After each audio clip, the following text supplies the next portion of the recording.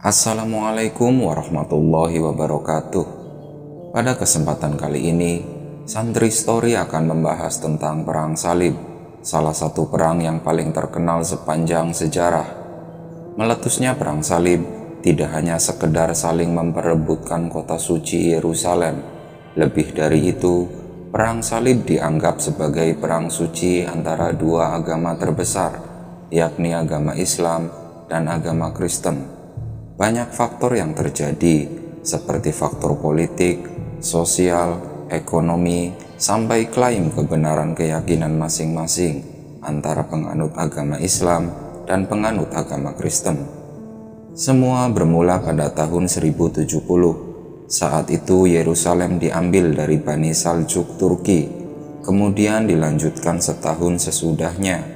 Di tahun 1071, Kaisar Yunani yang bernama Diogenes dikalahkan dan menjadi tahanan di Manzikert. Manzikert saat ini menjadi wilayah Turki.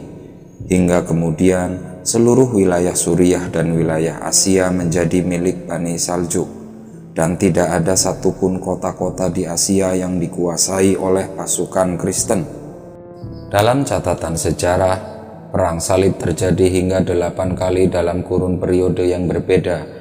Perang Salib pertama terjadi pada periode tahun 1095 hingga tahun 1101. Pada bulan Maret 1095 di Konsili Piacenza. Konsili Piacenza merupakan wilayah Italia saat ini.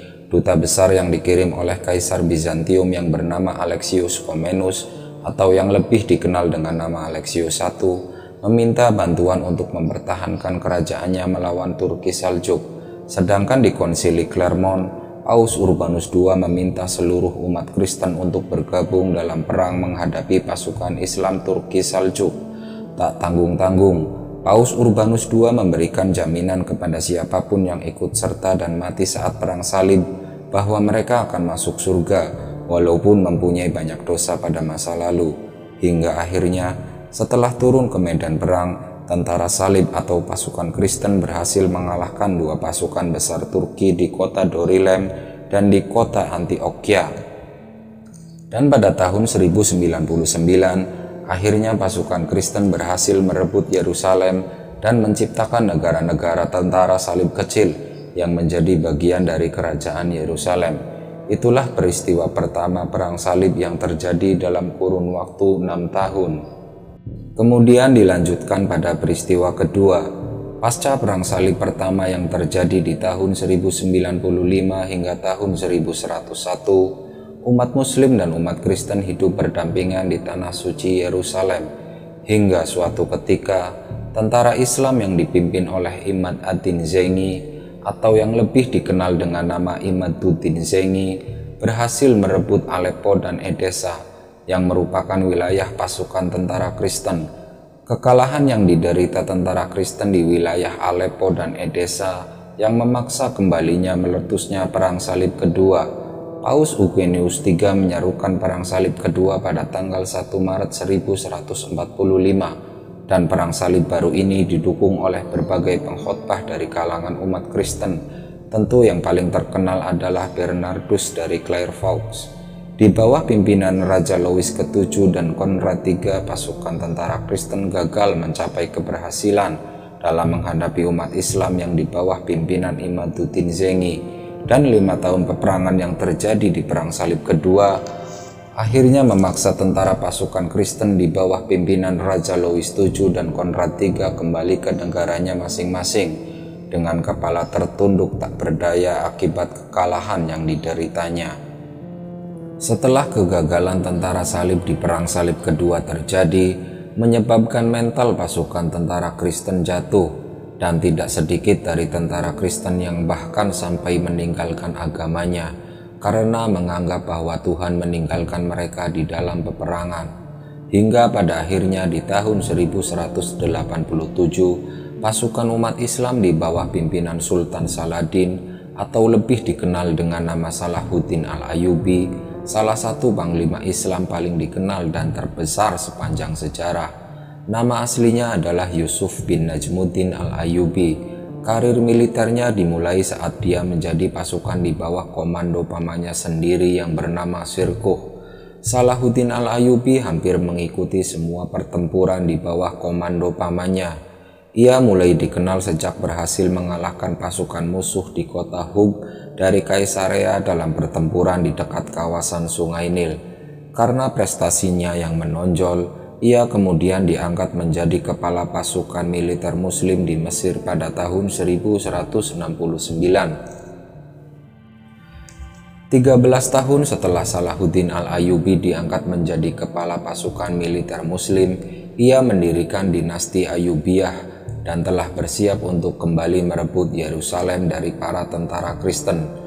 Mendengar kabar bahwa pasukan Muslim di bawah komando Salahuddin Al-Ayyubi akan merebut kembali Yerusalem, Paus Gregorius pun menyerukan Perang Salib ketiga. Seruan dari Paus Gregorius pun langsung direspon oleh Raja Richard I dari Inggris, Kaisar Frederick I dari Romawi, dan Raja Philip II dari Prancis. Perang Salib ketiga lebih dikenal dengan sebutan Perang Salib Raja, karena memang di Perang Salib ketiga ini tentara Kristen langsung dikomandoi oleh 3 raja besar, yakni Raja Richard I dari Inggris, Kaisar Frederick I dari Romawi, dan Raja Philip II dari Prancis. Mendengar bahwa pasukan Kristen akan dikomandoi langsung oleh 3 raja besar mereka, pasukan kaum Muslim di bawah komando Salahuddin Al-Ayyubi malah semakin antusias dan bersemangat untuk mengalahkan tentara salib yang dipimpin 3 raja besar mereka. Pertempuran demi pertempuran pun terjadi antara pasukan tentara salib melawan pasukan tentara Islam di bawah komando Salahuddin Al-Ayyubi, hingga akhirnya pada tahun 1187 pasukan tentara Islam berhasil merebut Yerusalem setelah meraih kemenangan atas pasukan salib 3 raja di dalam pertempuran Hattin. Yerusalem pun akhirnya berhasil direbut oleh pasukan umat Islam. Raja Richard pun akhirnya mengakui kekalahan dengan mengadakan perjanjian gencatan senjata dengan Salahuddin Al-Ayyubi. Perang Salib ketiga inilah yang menjadikan nama Salahuddin Al-Ayyubi semakin dikenal hingga sekarang. Tak hanya dikenal di kalangan umat Islam saja, bahkan nama Salahuddin Al-Ayyubi juga dikenal sampai ke penjuru dunia sebagai panglima perang terbaik sepanjang masa. Setelah 15 tahun tentara salib dikalahkan oleh pasukan Islam di bawah pimpinan Salahuddin Al-Ayyubi, dendam rupanya masih menjadi faktor yang paling utama hingga pada akhirnya di tahun 1202 Paus Innocentius III mempunyai rencana yang sangat berani dengan mengincar Yerusalem untuk dijadikan target utama perluasan wilayah mereka. Kali ini mereka bekerja sama dengan Enrico Dandolo dari Venesia dengan tujuan perluasan wilayah yang dijanjikan Paus Innocentius III. Dandolo pun setuju untuk bekerja sama menginvasi tanah suci Yerusalem. Tentara salib pun membuat kontrak dengannya. Namun alih-alih pasukan salib dan pasukan Dandolo akan menginvasi Yerusalem, mereka justru kekurangan dana untuk membeli armada dan persenjataan.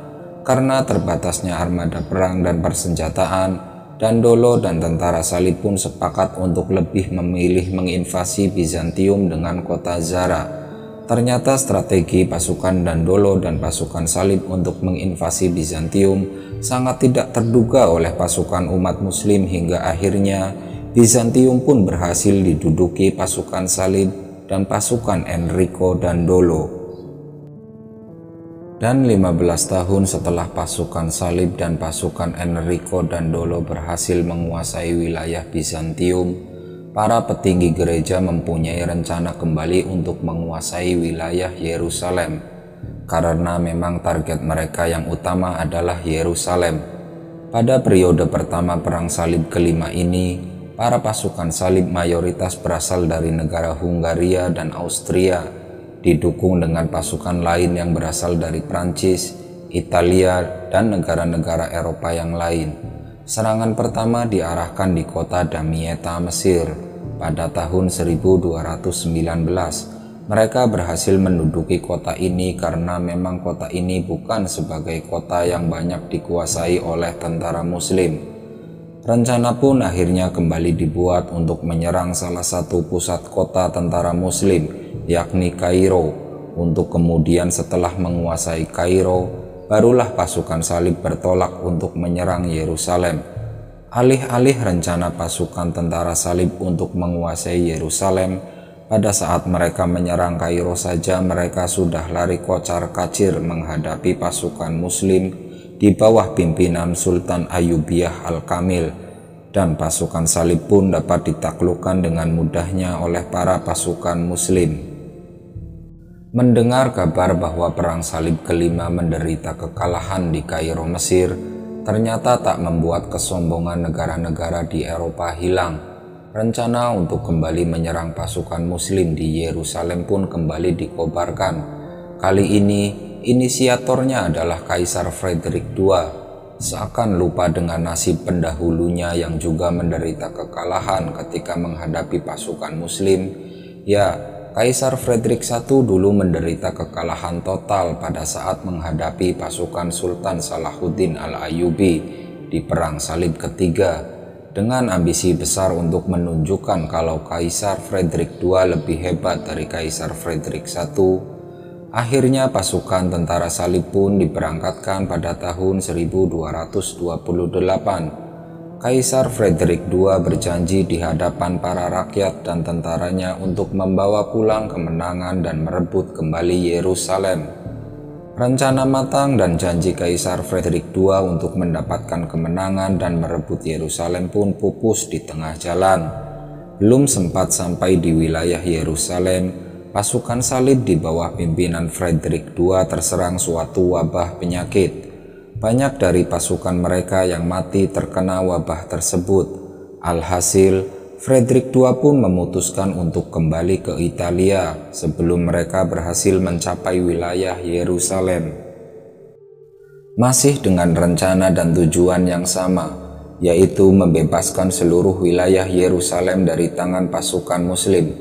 Perang Salib ke-7 ini terjadi pada 1248 sampai 1254 dipimpin oleh Pangeran Louis IX dari Prancis.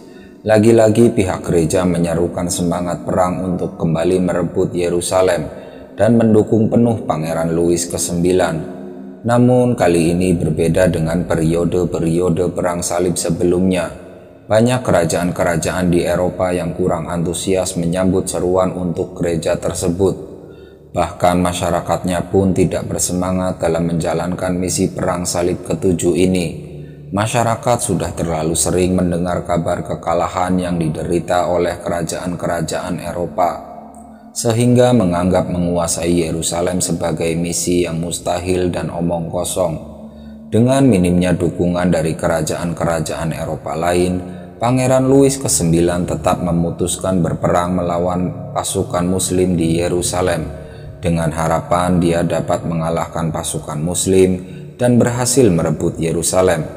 Maka secara otomatis nama dia akan sangat dihormati dan disegani oleh kerajaan-kerajaan Eropa, dan masyarakat Eropa akan sangat memujanya.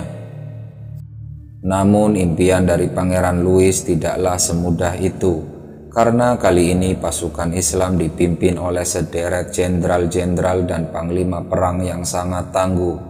Di antara para panglima tangguh Islam ini adalah Sultan Ayyubiyah Turansyah dari Mesir, Farisaddin Aqtai pemimpin kaum Mamluk dari Bahri, Panglima Baibars al-Bundu Qadri, Jenderal Saifad al-Qutuz, Panglima Izal Din Abyak, dan Al-Mashur Kolawun.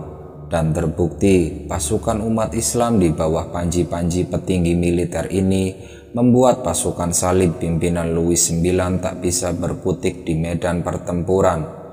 Bahkan parahnya lagi, Pangeran Louis ke-9 dan para petinggi militer pasukan salib berhasil ditahan oleh para pasukan Muslim.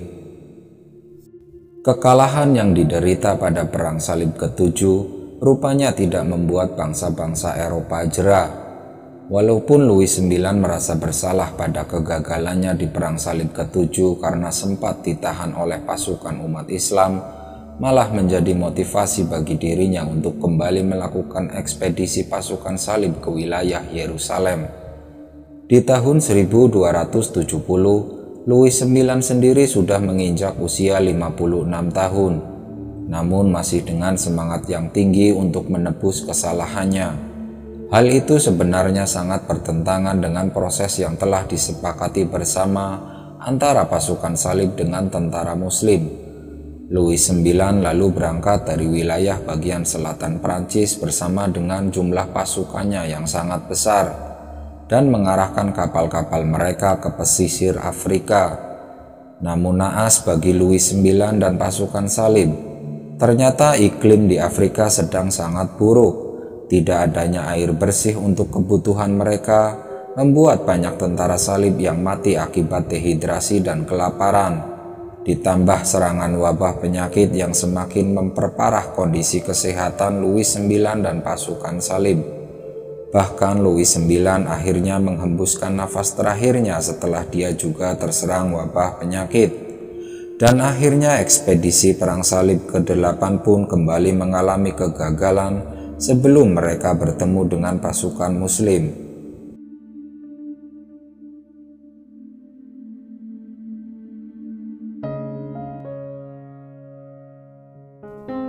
Itulah beberapa rangkuman yang terjadi dalam peristiwa Perang Salib periode ke-1 sampai periode ke-8.